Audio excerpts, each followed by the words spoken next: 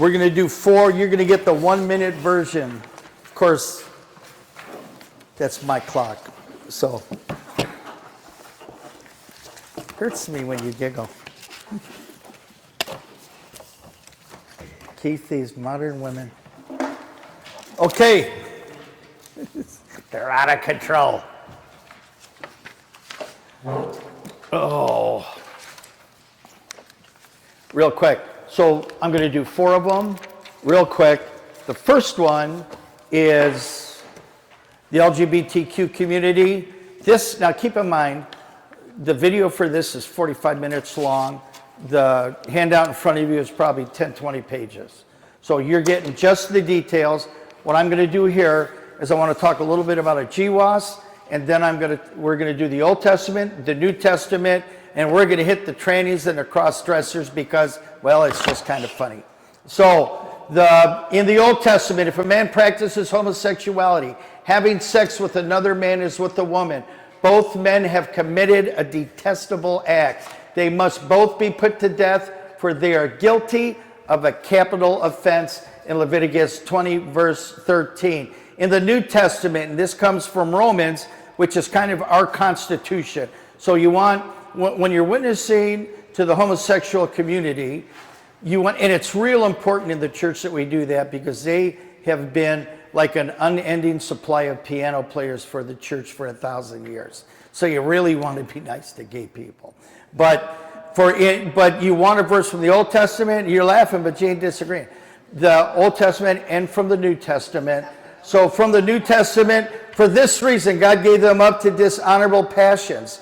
This is another thing to understand about homosexuality, and because you get this a lot, I was born this way and that kind of thing, that homosexuality is a punishment from God. It's part of a judgment. There's a deeper sin than how you behave with your genitals here. It's a deeper problem than just the gay lifestyle.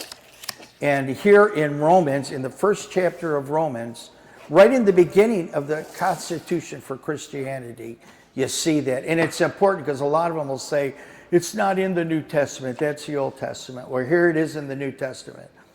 For this reason, God gave them up to dishonorable passions. For their women exchanged natural relations for those that are contrary to nature. And the men likewise gave up natural relations with women and were consumed with passion for one another. Men committing shameless acts with men and receiving in themselves the due penalty of their error. And since they did not, now here's where that part that it's a judgment of God comes from. And since they did not see fit to acknowledge God, God gave them up to a debased mind to do what ought not to be done. It's a judgment from God. You want to reject me? You want to reject the way I did things? You want to worship creation instead of the Creator? Well, here, do it your way. It's kind of like, you ever hear anybody question when they're talking about Pharaoh that God hardened Pharaoh's heart and then punished Pharaoh for it? Does that seem fair to you? If you read the story, the first time, Pharaoh said, no. God didn't harden his heart. But once he did, and he said no, then, if you read it in the interlinear, God stiffened Pharaoh's heart. Okay, you want darkness? I'm going to give you a double dose. Now you're going to choke on that word you just said to me. I sent a man to warn you. The staff came down, ate your guys' snakes, did all of that. I did the miracles in front of you, and you're telling God no? Now you're going to choke on no. Now you're going to get 10 plagues of no. And then I'm going to walk out here, and I'm going to kill your son. That's what God did. You know, it's like he had the opportunity, Pharaoh, to say yes to God. Egypt would still be a world empire today. Now, if you go to Egypt, they have 3 pyramids and 1 toilet. That's all they got. And that's what happens when God gives you up to a debased mind. You want to do it your way? Be careful. If you tell God to leave you alone long enough, he will. You know what I'm saying?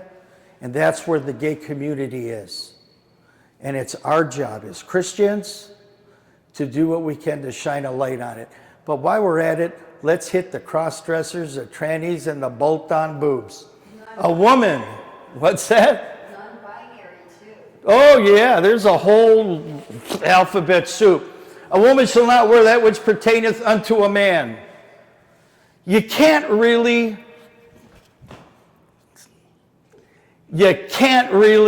misinterpret that. Neither shall a man put on a woman's garment. For whosoever doeth these things is an abomination unto the Lord thy God. That's in the King James English. Abomination. It's not a word we use that much. Even my grandma stopped using that when she was talking about the way I eat. Women are not to wear men's clothing in the good news. And men are not to wear women's clothing. The Lord your God hates people who do such things. So just in case your homo buddies are curious, there's the scripture for it. We good? Next, kind of in a related subject,